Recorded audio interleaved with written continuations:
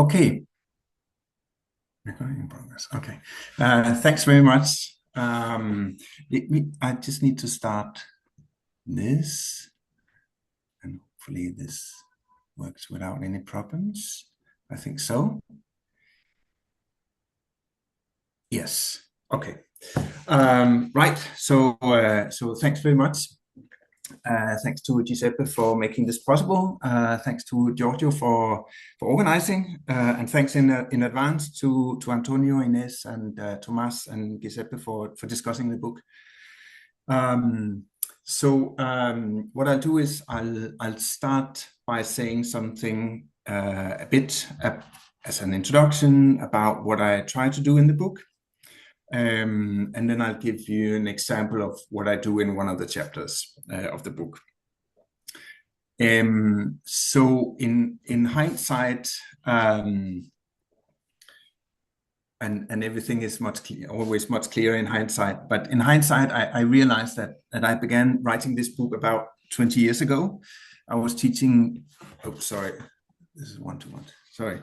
I was teaching deconstruction at the Essex Summer School, and that then turned into an article on deconstruction as method. But it was actually only later that, and only gradually, that I started thinking about writing an actual book about deconstruction and political theory. And at the same time, and also gradually, I started realizing that it's deconstruction that I do when I do political theory. So the book is also in a way an attempt for me to come to grips with what I'm doing. So the book Deconstruction, Derrida, Deconstruction and Political Theory it's a book about deconstruction and political theory. It's a book about deconstruction as political theory. And in the book, I try to show what deconstruction as political theory involves, what it is. There's something paradoxical about this, because if anything, then deconstruction puts into question any claim that X is Y, that there's an essence to something, and so that it can be distinguished from something else.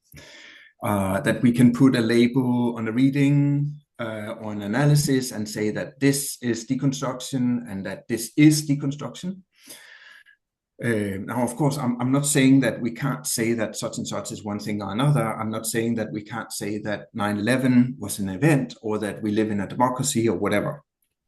We can say all these things, and communication somehow works. But if we're true to deconstruction, we would have to say that there is no such thing as deconstruction. Deconstruction is not there, waiting to be written about in a book or to be lectured about in a class. So strictly speaking, I shouldn't be saying deconstruction as political theory is this and that or such and such. I shouldn't be able to lay out what deconstruction is as if the book would be a manual, one that you could take down from the shelf and then go away and apply. But even as I say this, I'm also making a claim about deconstruction, about what it is, even if only negatively, even when I say deconstruction is not something you can define, etc., etc. So this is the paradox of bind or aporia, if you like. I can't say what deconstruction is, and yet I cannot avoid making some claims about what deconstruction is, if we're going to talk about it, let alone write books about it or have seminars about it. So what is deconstruction? Nothing. What is deconstruction not? Everything. So I will keep talking about deconstruction and I keep writing about it, even teaching deconstruction. I try to address this paradox or aporia, if you like, in the book by performing deconstruction, by showing what you can do with deconstruction. I try to do so across a number of political phenomena and across a number of political concepts. So the concept of the event, and 9/11 in the introduction, rights and universality and justice in chapter 1, sovereignty in chapter 2, together with COVID-19, and then democracy and populism and Trump in chapters 3 and 4, which is something I'll return to later, and then truth and post-truth and Trump again in chapter 5. I try to perform these deconstructive readings, but again, it doesn't mean that I avoid the catch, the paradox that I cannot perform deconstruction without referring to some convention about some concept of what deconstruction is. There's no way not to. So the book is about deconstruction and political theory, deconstruction as political theory. Deconstruction isn't your usual kind of political theory, and Jacques Derrida wasn't a political theorist, not even a political philosopher.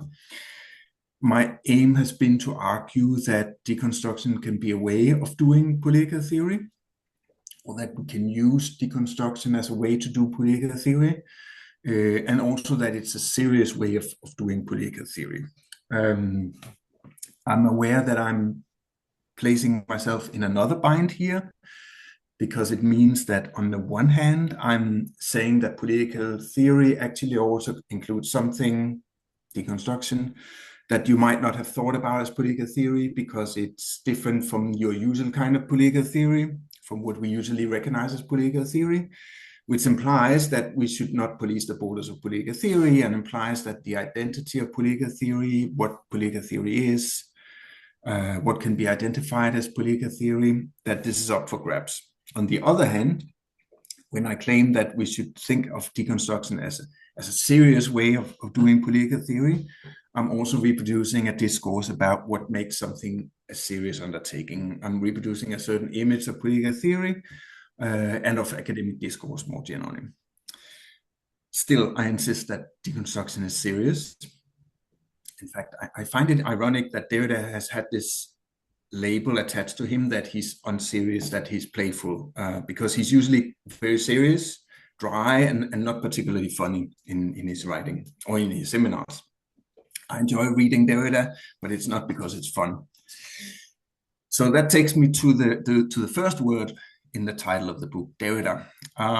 So obviously, deconstruction is more than Derrida. Although often they're treated as synonymous, Derrida and deconstruction, Derridian and deconstructivist. There's a lot of Derrida in the book. The title really does tell you what the book is about. And Derrida sells books. The title wasn't what I had proposed to the publisher. I had proposed something fancier, or at least that's what I thought. But fortunately, my publisher knew better, and they managed to cram 3 search words into the title: Derrida, deconstruction, and political theory. So this is also the place to thank my publisher, Edinburgh University Press, and my editor, Asif.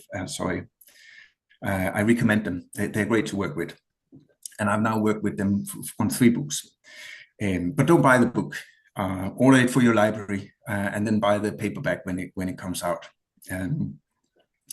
Although if you do want to buy the book, there's a discount voucher there on the screen where you can get 30% off. So back to Derrida. So there's a lot of Derrida in the book, and sometimes I wish that there would be less Derrida, but that's how I was able to write it, or that's how I felt comfortable writing it. So I read with Derrida, I read along with Derrida, and only in the book, only in a few places against Derrida, on populism, for instance. And there's a danger here of taking Derrida as an authority, as you do when you say that deconstruction is such and such because Derrida says so, that sovereignty is apolitical because Derrida writes so, that democracy is to come because that's the term that Derrida uses, and so on. I try to escape the grip of Derrida as an authority by thinking through political phenomena with Derrida's deconstruction, but also by stretching it, by combining it with other political theorists. Above all, in the book, and also elsewhere, with Ernesto Laclau and Jean Talmouf and their theory of hegemony and hegemonic articulation. Now, I'd like to give an example of what you can do with deconstruction. I will take an example from chapter 4 of the book. That chapter is on democracy and populism, and it's basically on the distinction between democracy and populism. So it's the chapter is about the concepts of democracy and populism, and the conceptual distinction between them. I will just pick a few things from the chapter, and hopefully it will make sense, even if I don't have time to go into all the detail, but it's something we can always come back to. So that chapter 4, is called Democratic Rogues. The people goes to the Capitol, and it starts with Donald Trump. It's difficult not to think of Trump when we speak of populism, but I'd like to start with a caveat. It feels like a long time ago since I wrote this chapter. So I wrote it sometime during the Biden presidency, after the first Trump presidency and before the second one. And there's more to Trump than being a populist, and I think that's increasingly so. When you look back at the last year and a half, it seems to me that he has become increasingly more authoritarian, more proto-fascist, and maybe less populist, depending on how we define that, obviously. But so with that caveat, I start from the 6th of January, 2021. That day, Donald Trump sought to, in his words, to save our democracy, American democracy. Democracy is about the people, the real people. You're the real people, he told the crowd at the Save America rally that day. You're the people that built this nation, he said, and government should be off by and for the people, which is a phrase that he also uses. So popular sovereignty is central to Trump's democracy or understanding of democracy. Democracy is the self-government of the American people without interference from foreigners or from enemies within. In his inauguration speech back in 2017, it's crazy to think that this is almost 10 years ago. But back then, Trump said this, which is what I have on the screen. He said, "Today, we are not merely transferring power from one administration to another, or from one party to another, but we're transferring power from Washington, D.C. and giving it back to you, the people." And this is echoed in Trump's farewell address on the 19th of January 2021. So after the 6th of January and after everything had been ratified and he was on his way out of the door, where he says, above all, we, his administration, he himself, have reasserted the sacred idea that in America, the government answers to the people. Our guiding light, our North Star, our unwavering conviction has been that we are here to serve the noble everyday citizens of America. Our allegiance is not to the special interest. I mean, this is what he says. We don't have to believe it, but our allegiance is not to the special interest, corporations, or global entities. It's to our children, our citizens, and to our nation itself. This, I hope, will be our greatest legacy. Together, we put the American people back in charge of our country. We restored self-government. So Trump articulates together democracy, the people, and popular sovereignty in a way that's very common to populist discourses, or to what we usually call populism. So you could also say that Trump is a populist defender of democracy. Now, I would like to approach the relationship between populism and democracy through a term from Derrida, rogue or rogues, which is a term that Derrida introduced in the book called Rogues, which was published in 2003 or 4, and then in English in 2005. And it's part of his seminars on the beast and on sovereignty. And I'm introducing this term from Derrida, rogues, as a way to perform a deconstruction of the distinction between democracy and populism. and of the two concepts of democracy and populism. So with Derrida, I will try to show that the relationship between populism and democracy is not a simple conceptual opposition, because democracy shares something with populism, which is a certain rogueness. So back to Trump. So the people is the subject of democracy for Trump, and it's divided from other peoples. It's the people as the American nation, the American people, in opposition to other peoples as understood as nations.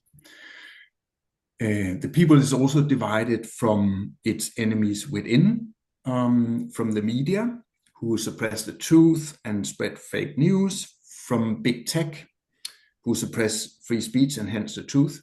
Obviously, this is something that has dropped out of Trump's discourse in the second period, this association of big tech with fake news and so on. And now he's on the side, or they are on the side of him.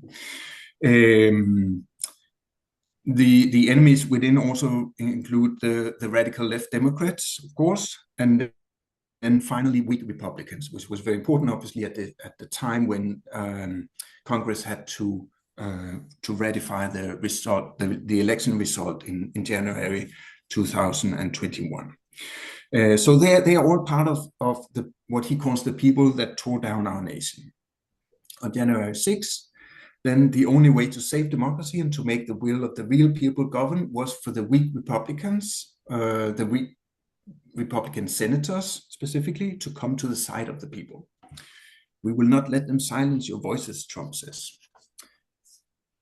So Trump concludes his speech. Let's walk down Pennsylvania Avenue. He said this. The mob walked down Pennsylvania Avenue. The people went to the Capitol.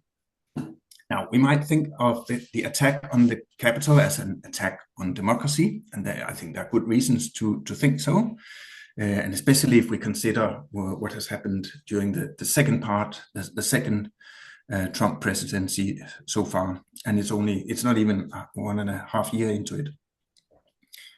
But it's also the case that on 6th of January 2021, the people went to Washington, to the Capitol, to the place of power. Trump is, or perhaps he was, a populist who's concerned with democracy, someone who wants to bring the people to the institutions, or at least to bring the voice of the people to the institutions. If you're a radical Democrat, surely that's what you would want. It was an assault on the institutions, on the representative democratic institutions, perhaps an attempted coup. But the mob is also the people, and they invoked the name of the people. We the fucking people, as someone in the mob shouts there outside the Congress. Invoking the name of the people doesn't make you the people, but nor is the elitist rejection of the mob appealing if we're serious about equality and if we're serious about the active participation of the people in ruling themselves. So there's something in the democratic discourse that allows for, maybe even requires, populism or a certain populism, and the risk that populism may turn against democracy. In a democratic discourse that insists on the equality of the democratic subjects, a democratic discourse that insists on the freedom of citizens and of the people to rule themselves rather than being ruled by others, by aristocrats, by capitalists, by elites, etc. In a discourse like that, a discourse like that opens itself to the mob. And Derrida tried to capture this when he associated democracy with a certain rogueness. So what is this rogueness? Note that rogue is something that you call others. It's not a term that you use about yourself. And it shares this characteristic with populism. Populism is something that you call others in order to dismiss them as illegitimate and irrational.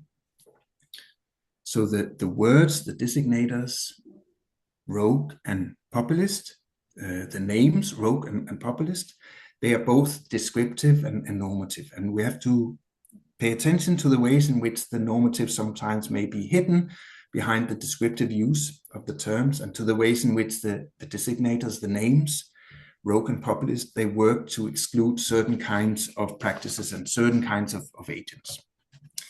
Now, Derrida connects rogueness to sovereignty. Sovereignty is rogue because it has an ambiguous relation to the law. And the same goes for democracy. For Derrida, democracy is to come, and it's part and parcel of democracy to ask, what is democracy? That has to be and remain an open question insofar as democracy is to come. That's the argument, basically. And as the source of the law, democracy shares a certain self-referentiality with sovereignty. What is democratic because we, the people, say so. So this is the rogueness of democracy. And like many radical Democrats, Derrida argues that this is a good thing because it keeps democracy open to critical, self-reflexive contestation. On top of that, if democracy means the rule of the people, and if it means that the people give themselves their own law, then we must also treat the identity of the people as provisional, leaving open the possibility that all kinds of people may become the people. Now, we can draw all this together around the divide between populism and liberal democracy as it appears in contemporary debates about populism, both in academia and outside academia. As Derrida notes, liberal democracy is characterized by discussion, or at least by an ideal of discussion.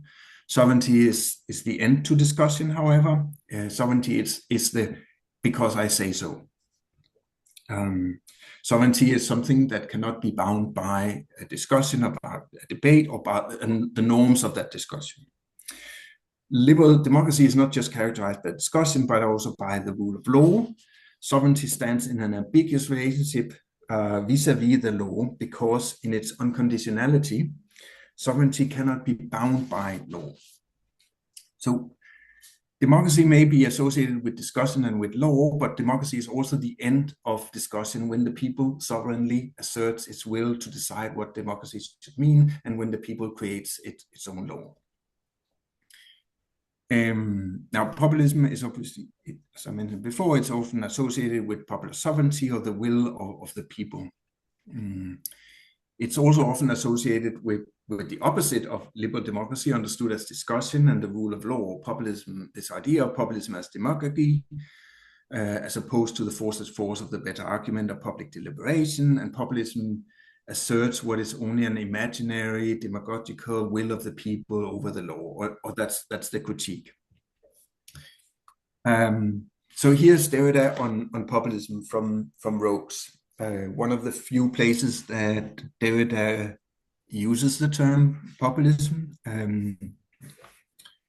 which he did very, very sparingly. So he writes, fascism, Nazism, populism, today's movements of the far right also often recruit from among a population that might easily be described as voyeucracy, roguecracy. Criteria are often lacking in this area, which is also a zone, that is a belt, for distinguishing between roguecracy and the people as plebeians, between democratic election, referendum, and plebiscite. Demagogues sometimes denounce rogues, but they also often appeal to them in the popular style of populism, always at the indecidable limit between the demagogic and the democratic. It's no surprise that Derrida has in mind specifically right-wing populism here, given it he wrote this just after Jean-Marie Le Pen of the Front National, the father, made it to the second round of the 2002 French presidential election, which was a really big thing at that time. And it was the first time that this happened. We also see here the common sort of slippery slope effect that you achieve by listing. Sorry.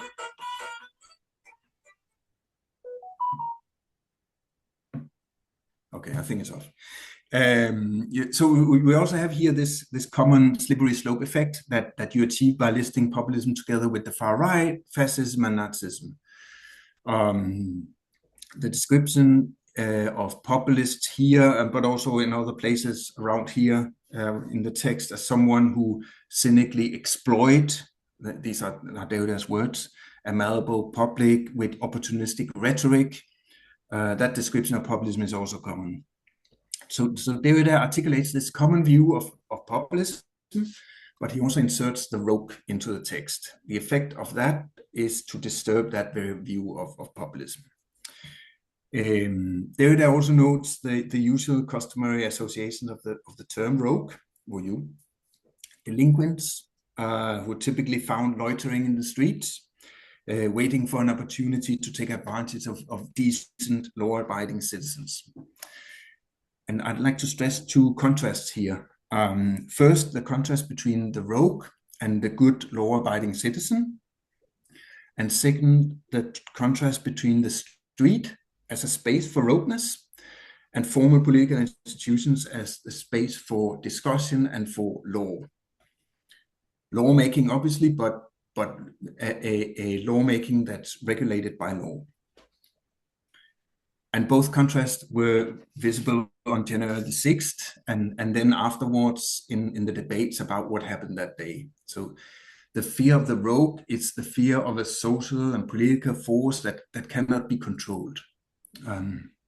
It's the fear of a subject, the people as mob, the people as plebs sometimes, the lumpen sometimes, who are a subject that's out of place, but also out of order. A subject who should be going to the capital as tourists, approaching the capital in awe, not making themselves at home there and putting their feet on the desk. So where does that leave us? I've tried with Derrida, going very quickly, I acknowledge, to show that there's a rogueness on both sides of the distinction between populism and democracy. And that's important insofar as it prevents us from making that distinction on the basis of rogueness. Rogue on one hand, populism, and non-rogue on the other hand, democracy, where rogue and rogueness is associated with irrational and a certain at least ambiguous relationship to the law. So that which is what populism is usually associated with. But that doesn't mean that it's not possible to differentiate between populism and democracy. In fact, I think that the deconstructive reading forces us to differentiate in a more, let's say, fine-tuned way, to be more precise when we speak about populism and democracy and the relationship between them. So the deconstructive reading doesn't destroy the conceptual distinction between populism and democracy, or the concepts of populism and democracy. Obviously, concepts and conceptual distinctions are a matter of either or. That's the work that concepts do, or are supposed to do. They distinguish, they order the world. And the concept of populism and democracy, as they are often thought, can do that, but only by suppressing this rogueness that belongs to both of them, to both sides of the distinction. A rogueness that's constitutive of both of them, of democracy and populism. And that therefore relativizes that distinction between populism and democracy. Okay. That's what I wanted to present to start with. Let me stop sharing. So yes, I'll finish here. So I just introduced this example of populism and democracy from chapter 4 as an example of what you can do with deconstruction, and in this case also with Derrida, using taking something from Derrida out of the context in which he's using it, the rogue, and inserting it into a certain discourse about, in this case, the distinction between populism and democracy, and a certain critique of populism that is widespread both in academia and in outside academia. Thanks. Thank you very much.